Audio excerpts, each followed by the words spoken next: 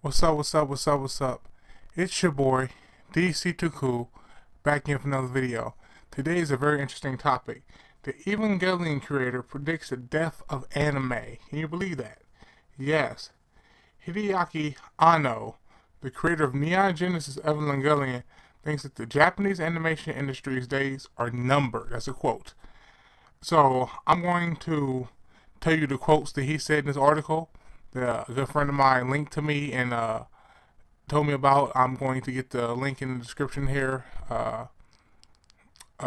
pretty soon, where it might not be in the description when the video first goes up, but I promise it will be in the description here the next day or two. Anyway, I digress. So, quote, Japanese animation is in decline. Anoto RIA is already peaked. Next, Anno believes it is inevitable death. After it does collapse, there will be probably be a new resurgence. The question Anno wonders is whether people will wait for this rebirth. That's crazy. The fact that he thinks anime is going to die and then it's going to have the rebirth, and then if people will be still interested in it, that's pretty crazy. It's not also, and the funny thing about it is, it's also not impossible. And I can kind of see where he's going when he thinks about, I can understand what he's saying. So let me go and read the rest of this to you, and I'll give you my thoughts on this. This death isn't the end of anime per se. Japan will continue to have animation. I don't think animation will vanish. I know continue, but perhaps there might not be the conditions that have existed up until now that have led to the creation of interesting films. I don't think this collapse will mark the end of Japan's dominance. Other countries in Asia, he points out, are getting richer and will produce more and more animation for their own audiences. On the contrary, Anno thinks there will be less money in Japan, which will also aid in anime's decline and death. He also points out that there are fewer animators in Japan, which will also negatively impact anime. No doubt, ditto for a smaller population. Of course, animation will continue abroad, and perhaps that animation will be influenced heavily by anime. Who knows? Japan will just no longer be the center of the world animation, Anno added. Maybe in 5 years, Taiwan will be such a center. Anno described a recent trip to Taiwan, and the animators there, he said, had such passion and energy in Japan. Anno says animation is moving by inertia. Anno believes that animation in Japan needs to be more flexible towards adapting new methods, such as computer graphics, to find new ways to make interesting anime and a new environment. As the working conditions show, the current business model simply isn't sustainable. If things don't change, Anno's prediction could become reality. That is crazy. When you have one of the founding people of anime, someone who pretty much, is a big part of anime and a legendary anime such as Neon Genesis, saying that it's on its way out and that it might die. That's pretty crazy. Like, wow, yo, that's crazy. And I can see it. I mean, you see a lot of the same cookie cutter anime. Anime looks the same generic art styles, same generic plots, cool animes, same action animes. You got your hothead, you got your super sensitive guy. A lot of, the same stuff. It's not as original and different as back in the day. Even back in the day when you had, people or different animes such as Fist of North Star, such as Dragon Ball, such as Yu Yu Hakusho. They were all Shonen Jump action, animes, but they're very different, with the characters, with their techniques. It's just like, you get a couple different ones today and stuff. Death Note was different, definitely. Bleach, One Piece, Naruto, the big three, all Shonen Jump, Power Up, action animes, but different. But for the most part, especially these days, with a lot of the fan service stuff going on, it's not as different as it needs to be, and it definitely isn't. It definitely isn't. Something that is hard to miss. I dime a dozen. Because these otakus, you know, these dudes, man, these dudes and gals, mostly dudes, they keep anime alive about this perversion and stuff and fan service, and you know, fan service is fine. You know, if you want to put it in there maybe once in a while or something, when you constantly have that stuff in a lot of these shows, it just really makes a stain on anime. It really does. It makes anime as a whole look bad. People who don't know anime might get, you know, might run across a show that has a lot of fan service, and they think that's what it's all about. That's what they think. That's what it all is, and that isn't the case. You know, I've known plenty of people who've made that assumption because that's what they were first introduced to.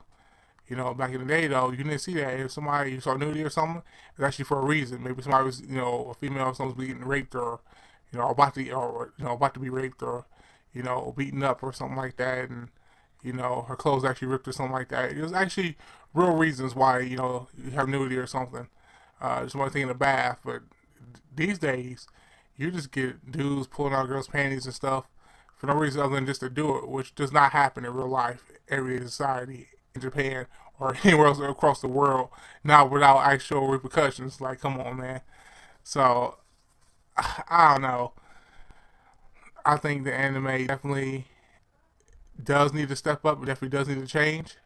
Um, it needs to be more creative, different anime. So I do agree on now. I hate to say the anime is on its way out, but no time soon. Don't get me wrong, no time soon. But if the industry keeps going the way it is, people are going to get fed up. People are going to be like, okay, well, you know, the majority. I mean, yes, you have the taco guys and gals, you know, who will support, you know, anime forever. But a majority of mainstream people who like anime and stuff, like creative, different anime and stuff, like myself, other people who, you know, help support the industry, you know, we get turned off. Like right now, like currently, like I have to search, you know, filter through a lot of anime because I get tired of seeing the same old generic crap. You know, I want to see some actual, you know, story-driven, you know, fresh, you know, deep characters, not just, well, you know, here's a guy who's always upset, you know, angry at the world, you know, for what? Because he lost a fight, you know, because his rival beat him, you know, like, come on, man. So, some things in the industry that definitely need to change.